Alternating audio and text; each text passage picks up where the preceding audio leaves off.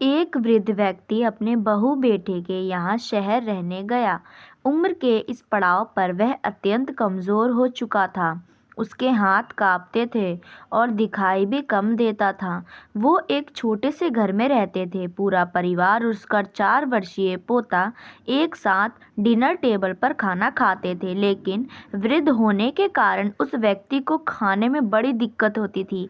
कभी मटर के दाने उसकी चम्मच से निकलकर फर्श पे बिखर जाते, तो कभी हाथ से दूध छलककर मेज पोश पर गिर जाता। बहू बेटे 1-2 दिन यह सब सहन करते रहे, पर अब उन्हें अपने पिता के इस काम से चिढ़ होने लगी। हमें इनका कुछ करना पड़ेगा, लड़के ने कहा।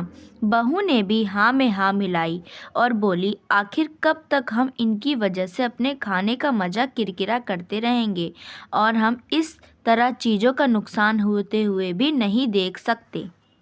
अगले दिन जब खाने का वक्त हुआ तो बेटे ने एक पुरानी मेज को कमरे के कोने में लगा दिया। अब बूढ़े पिता को वहीं अकेले बैठकर अपना भोजन करना था। यहाँ तक कि उनके खाने के बर्तनों की जगह एक लकड़ी का कटोरा दे दिया गया था, ताकि अब और बर्तन टूट फूट ना सकें। बाकी लोग पहले की तरह ही आराम से बैठकर खाते, और जब कभी कभार उस बुजुर्ग की तरफ देखते तो उनकी आंखों में आंसू दिखाई देता। यह देखकर भी बहू बेटे का मन नहीं पिघलता। वो उनकी छोटी से छोटी गलती पर ढेरों बातें सुना देते। वहाँ बैठा बालक भी यह सब बड़े ध्यान से देखता रहता और अपने में मस्त रहता।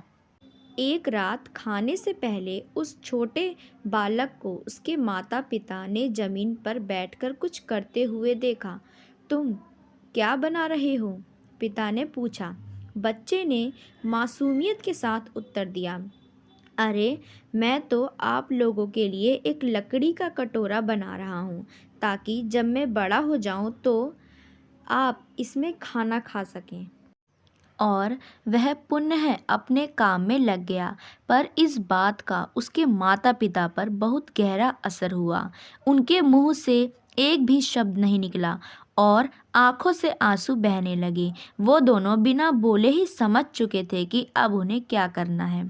उस रात वो अपने बूढ़े पिता को वापस डिनर टेबल पर ले आए और फिर कभी उनके साथ अभद्र व्यवहार नहीं किया।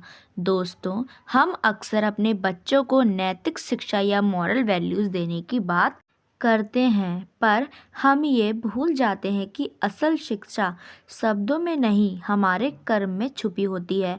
अगर हम बच्चों को बस ये उपदेश देते रहें कि बड़ों का आदर करो, सबका सम्मान करो और खुद इसका गलत व्यवहार करें, तो बच्चा भी ऐसा करना ही सीखता है। इसलिए कभी भी अपने पेरेंट्स के साथ ऐसा व्यवहार ना करें कि कल को आपकी संतान भी आपके लिए लकड़ी का कटोरा तैयार करने लगे।